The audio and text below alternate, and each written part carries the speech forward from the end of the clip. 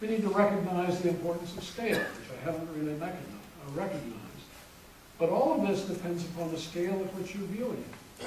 This is an old diagram from a paper on Swedish forests, which simply indicates the different organisms occurring in this forest. The field vole, a pine marten, a capercaillie, are utilizing that same landscape at quite different scales of resolution. And if one wants to manage voles versus manage capercaillie versus manage marten, the scale at which you apply that management is quite different. When one begins to think about ecosystem management, about landscape management, about multi-species management, you have to confront immediately this issue of what is the appropriate scale.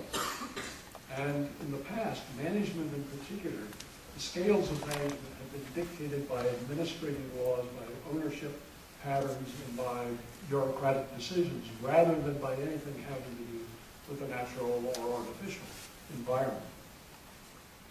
We need to recognize that in the end of the day, we can't do everything. This is the message of conservation-reliant species. We need to start thinking about how do we prioritize. And this is just one little simple-minded example of how to think about this. We might categorize the degree to which populations are threatened by some external threat versus the potential of those populations to mount recovery on their own. And there are some that are fine. Low threat levels, high recovery potential. We don't need to worry about those, at least right now.